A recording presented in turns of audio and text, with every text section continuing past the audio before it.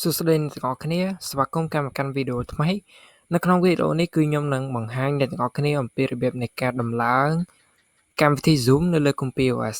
អញ្ចឹងការបង្ហាញរបស់ខ្ញុំនេះគឺវាកំពុងតែស្ថិតនៅក្នុង OS ជំនាន់ទី 2.6 ជំនាន់ចុងក្រោយរបស់ KOOMPI OS អញ្ចឹងប្រសិនបើអ្នកទាំងអស់គ្នាដែលគាត់កំពុងតែប្រើប្រាស់នៅ KOOMPI OS ក្រោម version 2.6 ក៏យើងដំឡើងតាមរបៀបដែលខ្ញុំបង្ហាញនៅក្នុងវីដេអូនេះដូចគ្នាដែរអូខេអញ្ចឹងប៉ុន្តែកុំព្យូទ័រជាទូទៅអ្នកទាំងអស់គ្នាពេលដែលតែងយកទៅគឺខាង KOOMPI OS គាត់បានដំឡើង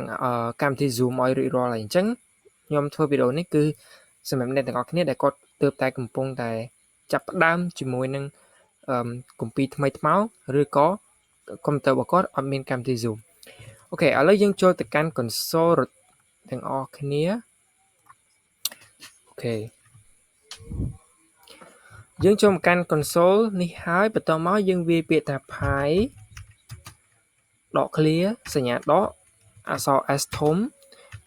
យើងវាយពាក្យថា zoom Z O O M បន្តមកយើង press ទៅលើប៊ូតុង enter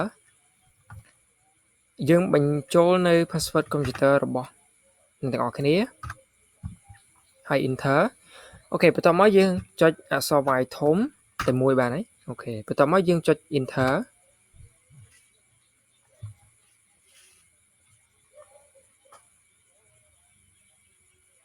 អូខេអញ្ចឹងការ